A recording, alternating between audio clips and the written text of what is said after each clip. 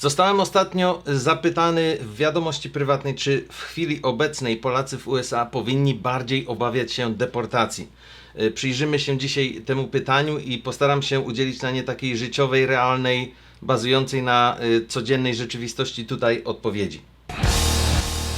Faktycznie Trump zapowiedział ostatnio, że będzie deportował miliony nielegalnych ludzi, przy czym po pierwsze administracja chce się skupić na tych, którzy mieli jakieś starcia z prawem wcześniej i istnieje już na nich nakaz deportacyjny. Po drugie, jak nawet sama telewizja Fox twierdzi, wydeportowanie, wyrzucenie z kraju milionów ludzi jest po prostu nierealne. Meanwhile, the administration is threatening mass deportations of millions of illegals already in this country. How that would pan out and happen, former ICE senior attorney John Guyon. John, how likely is that?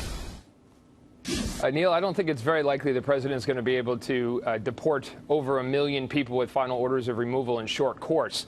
Simply stated, there is over 1 million people in the country with final orders who don't want to leave.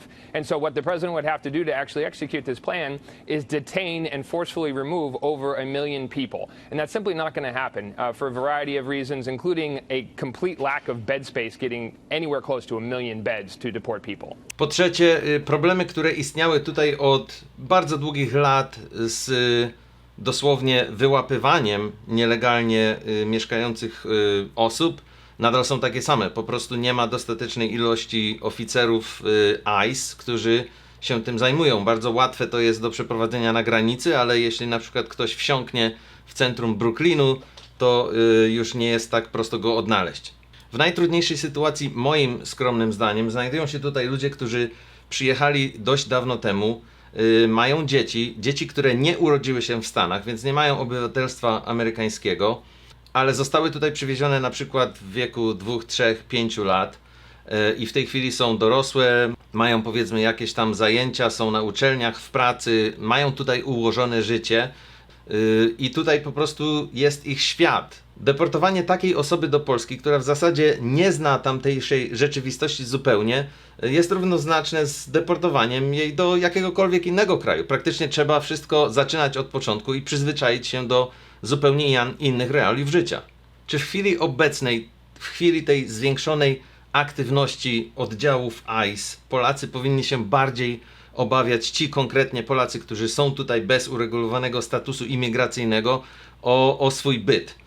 Myślę, że nie zaszkodzi wzmożona ostrożność, ale moim skromnym zdaniem ponownie, z tego co jestem w stanie sam zaobserwować, nie jest jeszcze aż tak źle i nadal żyjąc sobie z dnia na dzień, nie wychylając się, nie wchodząc w konflikt z prawem przede wszystkim, nie zwracając na siebie uwagi, to zagrożenie, że faktycznie ktoś zacznie pukać nam do drzwi w środku nocy jest niespecjalnie duże. Przyjrzyjmy się teraz kilku liczbom. W Chicago ostatnio podczas wzmożonej aktywności oficerów ICE aresztowano 140 osób. Wszystkie z nich miały jakąś kryminalną przeszłość. Oczywiście były tutaj nielegalnie, mówimy tylko o osobach przebywających nielegalnie, z czego tylko jedna z nich była z Polski. Ogólnie myślę, że to też działa na korzyść Polaków. Jako nacja, jako naród nie mamy tutaj reputacji ludzi, którzy popełniają dużo przestępstw. Nie mamy tutaj reputacji ludzi groźnych, ludzi, na których zwraca się uwagę w pierwszej kolejności, kiedy jest mowa o jakimś tam terroryzmie, o jakiejś nielegalnej, niebezpiecznej aktywności. Więc to na pewno nam pomaga, że po prostu tak jakby nadal siedzimy sobie pod radarem trochę i nikt nas jako narodu, nacji nie utożsamia z jakąś tam super groźną, terrorystyczną aktywnością. Łącznie w 2018 ilość deportacji ze Stanów Zjednoczonych wynosiła 256 000, przy czym według oficjalnych danych Polaków było deportowanych tylko 120 przypadków, więc jest to bardzo mały odsetek, jeśli spojrzeć na wielkość tego ogólnego numeru, co ponownie potwierdza teorię, że w zasadzie możemy nadal tutaj siedzieć spokojnie, spać spokojnie i nie ma jak dla nas, Polaków konkretnie, większego niebezpieczeństwa niż było przez, nie wiem, ostatnie 10-15 lat. Zaglądam również czasem na polskie fora na Facebooku, Fora Polskiej Imigracji w Stanach i często pada pytanie, czy w tej chwili istnieje jakaś konkretna droga legalizacji statusu w Polsce i czy można tutaj przyjechać i po prostu zacząć pracy i w jakiś sposób legalnie pozostać, przedłużając sobie status. Jest to zupełnie inny temat na osobny film. Jeśli chcecie więcej o tym usłyszeć, to nagram uaktualnienie tego tematu, a tymczasem czekam na Wasze komentarze i opinie dotyczące dzisiejszego odcinka i oczywiście do zobaczenia jutro.